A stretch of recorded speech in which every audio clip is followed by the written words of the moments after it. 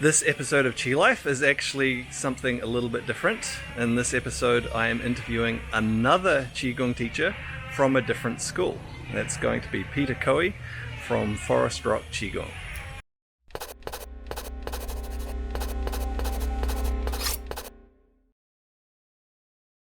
Alright, so today I am with Peter Caughey of Forest Rock Qigong, and he lives in Bali and has been here for a number of years.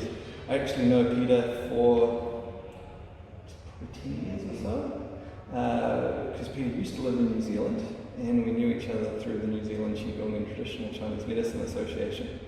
So as I'm passing through Bali, I thought it was a great opportunity to catch up with Peter and also to interview him for the channel. So, and one of the things that I think would be interesting for us to talk about is Peter has recently written a book, and it's just coming out in the next week or so. So we'll probably talk about that and a few other things as well. So nice to be here with you, Peter. Yeah, cheers. So how long have you been in Bali now? It's going on 6 years now. Living here 2 years. Wow, that's quite a while. How have you found it? I like it here. It's the people are really friendly here. And also all the people that come here, they're all on holiday. Yeah. So they're all happy too. So everybody's happy here. So it's like living in a holiday destination. And the weather's really good, the food's really good. It's easier here. Nice. It's a lot of fun. We've had a lot of fun myself and my wife. And how have you found the response to Qigong? Well, it's good here. It's different to New Zealand. So here we have a lot of transitory people coming through here, and Bali is renowned for the getaway, the spiritual retreat. We're over here at Ubud at the moment, and Ubud's like this yoga haven. So they have lots and lots of yoga students, and everybody comes here from all around the world, every year, all the time, to do it. And so a lot of people come and try my classes. A lot of people have never done Qigong before, so I get a lot of new people in my classes all the time. And I also run courses here, and they're coming to do the courses as well. So you just get people. It's not so you don't have to market for people; they're actually already coming. Yeah. And so they're just here with thousands of people. It's bizarre how many people come here to do yoga. So a lot of them have heard of Qigong. Yeah. So it's a great market. It's so much easier than New Zealand. And I guess even quite aside from the yoga thing, the fact that people are relaxed and on holiday make people receptive. It's easier to feel your energy when you're relaxed, right? I think also that people coming to Bali, a lot of people come here because they're not happy with their life. Yeah. They're in the stress, they're in they work. And I think they're looking for answers how to get out, how to live a different life and not like that. And I think they see Bali as a spiritual haven where you can come here and work out your purpose of life. I use that term loosely. And discover more about themselves. So people come in here that want to actually change. Yeah. And for me, I love helping people change and get out of I got out myself. I know what it feels like to get out. It's great. And so you get like-minded people coming here that just want a different life. Yeah. And Qigong is a great way to experience energy in yourself and nature, and it's just a very, very different way of doing it. So it's a great thing to be here because the people are looking for that. Yeah. They're looking for something different. So I think that's a big thing. It's someone who's prepared. That are really wanting to make a change.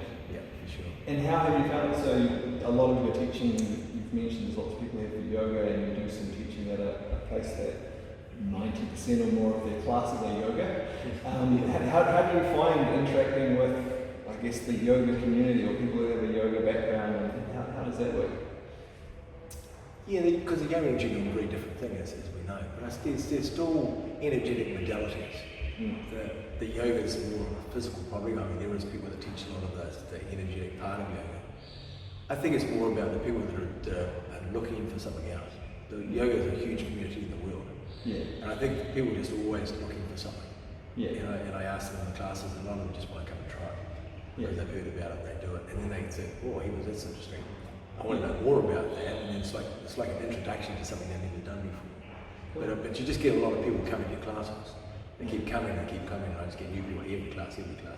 So it's just constant. Yeah. And so you're just tapping into a market that's already here of people that want to do yoga. And here in Ubud, they offer just about any course you can think of.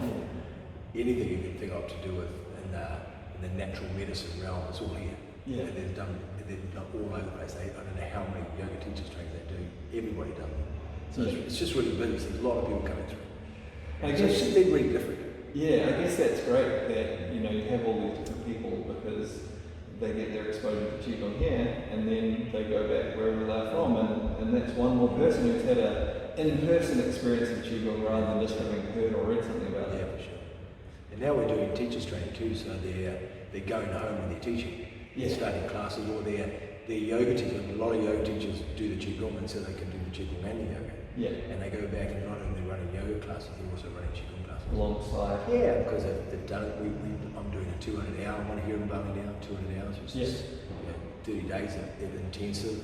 Yeah. And they're going back, and because I think we had people from 15 different countries in the last 200 hours, so they're gone back into their place and they're teaching back here. So to me, it's about getting Qigong out of the world. It's an amazing thing, and people just don't necessarily know about it. That's great. And so you've got a 200 hour coming up in June? July. July. Most in July. Yeah. July. Yeah. Okay.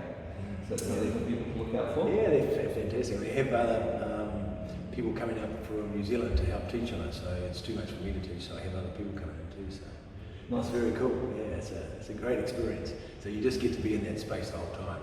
And it's a combination as well, so you just stay in the same place. Yeah. So it's very cool. Yeah, very nice to have that immersive experience. Yeah, it's pretty cool. But it's the people, the hardest part is not wanting to go home afterwards, back to their work. Yeah, it's a bit tricky. So tell me about the book that you've written. Well, that's interesting because that's not even about Qigong, it's about something else. It's not really about Qigong. Come on, everything's about Qigong, surely. Not at all? No, not this one. I mean, there's so many Qigong books, and people write about their experience of Qigong and how it's affected them and about exercise and stuff. But the thing I think that made the biggest change in my life was about all discovering the stories that I had running in the background, that I got given from society, from my parents, and say this is the way the world should be, and this is how you should behave, and this is what you should do. And then it's my journey in discovering that some of those stories were true. Okay. And that by looking at them in a different way, I realised that I was taught that, but that there was actually another way of doing it. Yeah. And the book's all about discovering those. There's actually a workbook because it's actually got questions that ask you inside the book, so you can actually answer the question yourself and discover that particular part of yourself. Right. Without you having it. And most of them are quite generic. People all have them. So it's an interactive thing rather than just a book to read. It's like some exercises for people. I talk about the discovery of something, about something I noticed that was happening in my life, and then I question, why do I do that? Where did that come from? And then I go back to discovering the history of where it started. Yeah. And I talk about how I broke it. Yeah. And then I talk about what it's like to live without it. Yeah. And how much freedom you get every time you deal with one of these and you see it for the truth. And so I talk about it in class. It's like getting those stakes we put in the ground and say, this is the way life should be. And I know I start pull a stake out and say, well, maybe it could be something else. Yeah. And to challenge that stake where we talk and see that there could be something else running in the background. It wasn't what you thought it was. That's great. And that book's mainly about that. It's about how to break free from it. Very good. And look, that has a big influence on Qigong. Of course. Because people's beliefs have a huge role on their energy. Correct. What they allow their energy to do. And so the beliefs and stories you tell yourself, obviously, it's a different level, I guess, from physical exercise and everything like that. But it is the same thing. It all boils down to say, because you know I'm an acupuncturist as well, and so when I have people in my clinic, they lie on my table, and I always want to know, what are you doing out there that's making you lie on my table? Yeah. And I can treat this piece here and change that, but if you keep doing the same thing that you're doing back out there, you're going to keep lying on my table. Yeah. So if I don't go back to the source of the problem, what's creating the stress, what's creating the anxiety, what's creating the worry, and we don't address that, you're just going to be on my table with dysfunction. Yeah. Because that sort of thing, and it just interferes with the energy. Yeah. Qigong, a lot of medical Qigong is about changing that as well. But a lot of the exercise is just about maintenance. Once you get into a place where your body's really strong and healthy, how do you maintain it? Yeah. That's what you want. But the problem with these stories running in the background, it just affects you. And so they are all linked together. It's the same thing. And I think the stories from years of clinic, listening to people saying the same stories come up. Yeah. And then I realised that half of them I've got too. And then how do I get out of it? How do I not be like that? How do I not stress myself out of something I don't need to be stressed about? I found for myself with clinical work, using Qigong healing, that certainly not all the time, but sometimes, simply when someone's issue and its root is understood, nothing more, no action taken, simply understanding it, and it resolves. Yeah. It goes away, just like that. Yeah. And so it's so powerful to dig in and understand those stories, those background And it can be a simple thing. It's not necessarily a huge thing. You don't have to have this big cathartic release and crying away. It can be just a simple thing that you didn't realise you were doing, that your mother taught you and you didn't even know you were doing it. Yeah. And it's been controlling you in a certain way. I was talking about in the class today about there was a lady, one of the young women in the class. I said, when you realise that you're looking for somebody outside of you to love you, to make you feel okay, and you're giving the power of how you feel to them.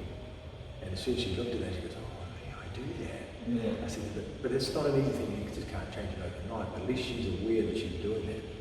And there's such a freedom in that to do that. And I think it's just sometimes it is that simple. Yeah. And you and I, we do the same thing, but we go back to the source of the problem. Let's deal with the source of it, not fix the band-aid on the other end. And then the result lasts. Yeah, well, you're fixing the problem altogether. Yeah. Then you don't have to take in herbs for the rest of your life, it's finished. Yeah. You can move on to the next one. You've got to do one if you want. So I guess we should tell people what the title of the book is, because this is going to tie in very much with the subject we've already been talking about. Oh, it's called Living with a Full Cup. Yeah, and so part of that is about living it with happiness and abundance, and living so you feel like your cup's always full, instead of running around with a half empty cup. You know, there's that famous thing about is your cup half full or half empty.